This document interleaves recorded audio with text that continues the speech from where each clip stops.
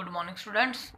बेटे हमारा कल का जो टॉपिक था राग रागनी वर्गीकरण समय सिद्धांत का, रागों के समय सिद्धांत का, तो उसमें हमने क्या क्या पढ़ा। जैसे रागों का समय सिद्धांत कितनी बार होता है, रागों का गायन समय कितनी बार, दिन में कितनी बार गाया जाता है, कौन कौन से राग होते हैं, कोमल राग, गानी कोमल वाले राग और गाने रेदा शुद्ध वाले राग, रेदा कोमल वाले रागों का समय।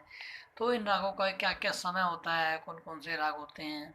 फिर अर्ध दशक मध्यम स्वर का हमारे संगीत में क्या महत्व है। तो पिछला चैप्टर हमने इस चीज़ का पढ़ा था, रागों का समय सिद्धांत, क्योंकि हमारे संगीत में रागों का जो समय है वो सिद्धांत है, जो भी समय सिद्धांत है वो किस प्रकार है और किस प्रकार हमारे संगीत में हर राग को गाया जाता है, और अगर समय से ना गाए तो किस प्रकार हमारा राग खराब हो जाता है। तो उम्मीद करता हूँ बेटे आपको वो चैप्टर राग समय सिद्धांत वाला आपको समझ में आ गया होगा और आपने अपनी नोटबुक में अच्छे से कर लिया होगा। आज का हमारा टॉपिक है संगीत रत्नाकर। ये एक मेन ग्रंथ है जो शारंग देव जी ने लिखा था। तो इस रत्नाकर ग्रंथ में क्या क्या कौन कौन से मतलब कि अध्याय हैं, मार्गीय देशीय संगीत, प्राचीन ग्रंथ में संगीत, क्या क्या है वो सभी इसमें पढ़ाया जाएगा आपको। तो आज का हमारा टॉपिक रहेगा संगीत रत्नाकर। तो हेडिंग आप डालेंगे ऊपर मेन में डालेंगे संगीत रत्नाकर। इसके भी 3 क्वेश्चन बनाए मैंने, क्योंकि पेपर में किसी प्रकार से ही पूछा जा सकता है। नंबर 1 क्वेश्चन, संगीत के क्षेत्र में शारंग देव का योगदान, मतलब शारंग देव का क्या योगदान है संगीत के क्षेत्र में, यह भी पूछा जा सकता है पेपर में। नंबर 2 बनेगा आपका क्वेश्चन, संगीत रत्नाकर पर निबंध लिखो, पूरा परिचय लिखो। नंबर 3 बनेगा आपका संगीत का संक्षिप्त इतिहास, संगीत रत्नाकर के संबंध में लिखो। मतलब कि जो संगीत का जो इतिहास है पूरा, जो संगीत रत्नाकर में दिया गया है उसके विषय में, संगीत रत्नाकर में शारंग देव जी ने जो अपने विचारों से उसमें लिखा है उसका पूरे परिचय दो। तो आपका उत्तर बनेगा, भारतीय संगीत में संगीत रत्नाकर नामक ग्रंथ बहुत अधिक प्रसिद्ध है। हमारे संगीत में 2 मेन ग्रंथ हुए हैं, संगीत रत्नाकर और संगीत परिजात। संगीत रत्नाकर शारंग देव ने लिखा है, संगीत परिजात अहोबल जी ने लिखा है।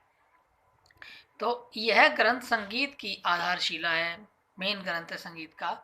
शारंग देव द्वारा रचित संगीत रत्नाकर नामक ग्रंथ संगीत का मुकुट है, मतलब कि संगीत का मेन ग्रंथ है, इसको संगीत का मुकुट भी कहा जाता है। इस ग्रंथ की रचना 13वीं शताब्दी में हुई, जबकि संपूर्ण भारत में संगीत की एक ही पद्धति थी। इसकी रचना जो संगीत रत्नाकर ग्रंथ है शारंग देव ने 13वीं शताब्दी में की थी, और तब एक ही ग्रंथ, मतलब कि हमारे संगीत में 2 पद्धतियां प्रचलित है, लेकिन पहले एक ही पद्धति प्रचलित थी, उसके हिसाब से ग्रंथ लिखा गया था। तब तक संगीत में उत्तर भारतीय और दक्षिण भारतीय संगीत पद्धति प्रचलित थी। मैं जैसे मैंने पहले बताया ना, आपको बताया कि संगीत में एक ही पद्धति थी, आज 2 पद्धतियां हैं, लेकिन तब ये जब इसकी रचना हुई तब 2 पद्धति नहीं थी, एक ही पद्धति थी। इसलिए दोनों संगीत पद्धतियों में इसे ही मेन ग्रंथ माना गया। दोनों संगीत पद्धति में इसे ही आधार ग्रंथ माना गया। शारंग देव का जन्म कब हुआ यह निश्चित रूप से नहीं कहा जा सकता, कोई निश्चित रूप से नहीं कहा जा सकता कि शारंग देव जी का जन्म कब और कहाँ हुआ, परंतु कुछ लोगों का कहना है कि इनका जन्म 1210 ईस्वी में हुआ। इनके पिता श्री सोडल बड़े ही विद्वान और बुद्धिमान व्यक्ति थे, जो कि राजा बिल्लव के दरबार में उच्च कर्मचारी थे। इनका जन्म 1210 में हुआ, कुछ मानते हैं, और इनके पिता जो कि राजा सोडल के दरबार में काम करते थे, कर्मचारी थे। शारंग देव का राजा के प्रति बड़ा प्रेम था, इसलिए उनकी शिक्षा दीक्षा राजा बिल्लव के परिवार में हुई।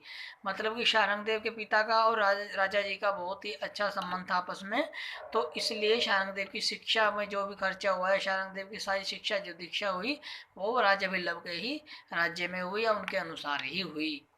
शारंग देव ने सभी देवी देवताओं की आराधना की और संपूर्ण शास्त्रों का ज्ञान किया। शारंग देव ने सभी देवी देवताओं की आराधना की, पूजा की, और सभी ग्रंथों का, शास्त्रीय ग्रंथों का अध्ययन भी किया, पढ़ाई भी की, तथा अनेक स्थान पर भ्रमण करके संगीत रत्नाकर की रचना की, और अलग अलग स्थानों पर जाकर संगीत रत्नाकर ग्रंथ की रचना की। संगीत रत्नाकर में ने बाद संगीत रत्नाकर में नाद, श्रुति, स्वर, ग्राम, मूर्छना, जाति आदि का विवेचन किया। इन्होंने संगीत रत्नाकर में श्रुति, स्वर, ग्राम, मूर्छना आदि का भी विस्तार किया या उसके बारे में बताया। पंडित शारंगदेव ने अपने ग्रंथ में 7 अध्याय लिखे। इस ग्रंथ में उन्होंने 7 अध्यायों का उल्लेख किया गया है, इसलिए इसे सप्तवाची भी कहते हैं। संगीत रत्नाकर को सप्तवाची ग्रंथ भी कहा जाता है।